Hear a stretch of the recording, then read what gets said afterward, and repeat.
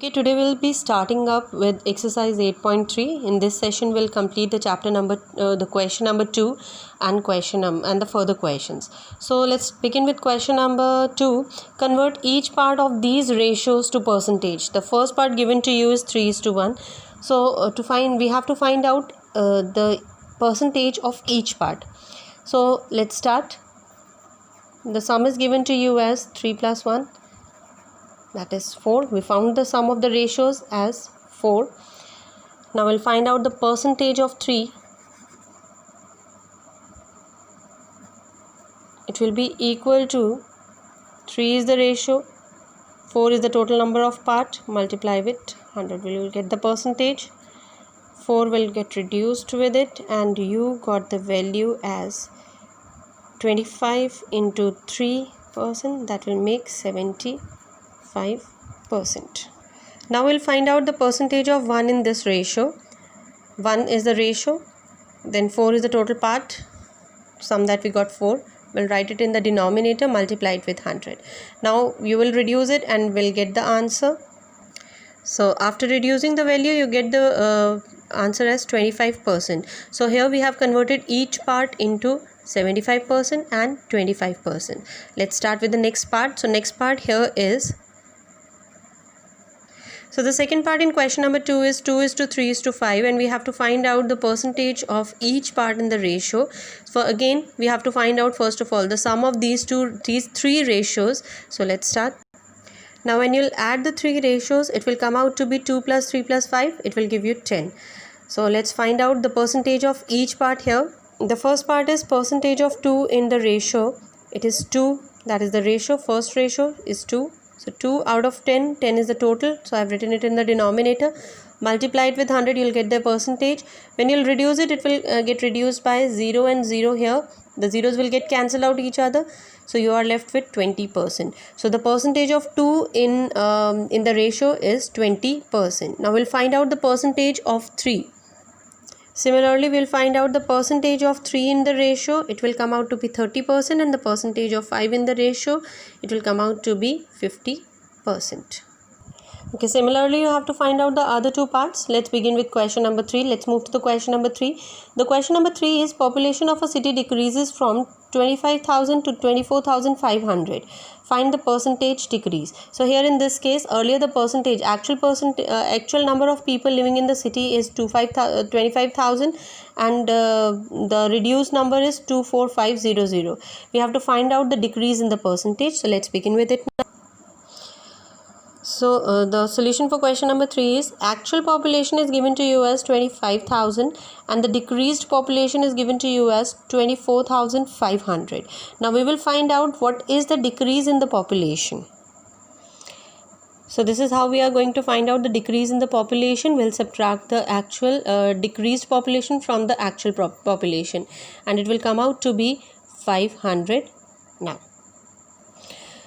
To find out the percentage decrease, what we are going to do, we'll write decrease in population and divide it by actual population, and whatever answer comes out to be, we'll multiply it with 100.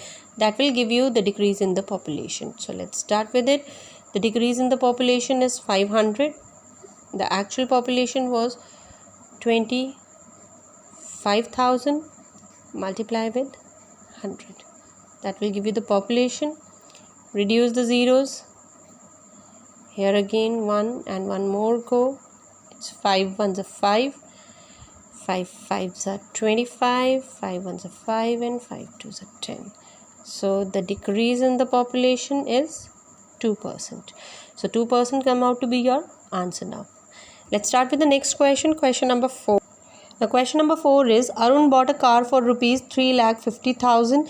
That will become the cost price of the car, or you can say the actual price. Okay? So this is the actual price, 3,50,000. This is the actual price of the car. Now after a year, it increased to rupees 3,70,000. That is the increased price is rupees. I have not written rupees here. That is required to be written. 3,70,000. Now we have to find out what was the percentage of the price increased. So here cost price is 3,50,000, increased price of the car is 3,70,000, and increase in the price is, now we'll find out what is the increase after a year. This was his, this will be its cost, and right now the cost is this. So we'll find out what is the difference among them. The difference comes out to be 20,000. Now we have to find out the percentage increase.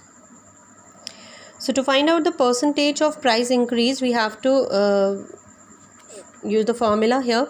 We are in the numerator, we are going to write the change in the price, that is the increase in the price, divided by the actual price and multiply it with 100. You'll get the value. So the values here are: increase in the price is 20,000. The actual price was 3,50,000. Multiply it with 100. You'll get the percentage. Reduce the number of zeros here. It will be 1, 2, 3, 4, 1, 2, 3 and 4. So you are left with 2 upon 35 into 100.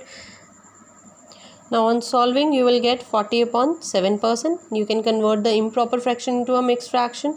5 by 7%. The next is your question number 5. I buy a TV for rupees 10,000 and sell it at a profit of rupees 20,000. How much money do I get for it? That is, you have to find out the selling price of the TV. Now in this question, the CP of the TV is given to you as rupees 10,000. The profit percentage is given to you as 20%, and we have to find out the selling price of the TV. We can use a direct formula to find out the selling price of the TV using these two information. So let's begin with it.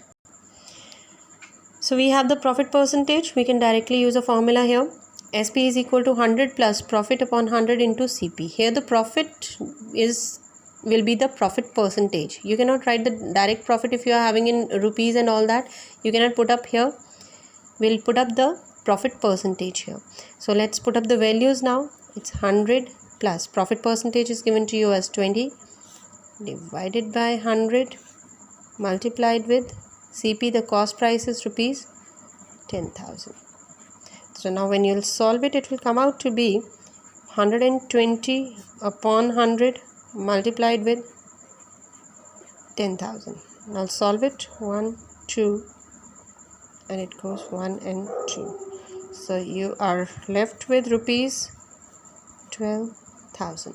So your SP comes out to be rupees 12,000 here. So here we have done your question number 5 now.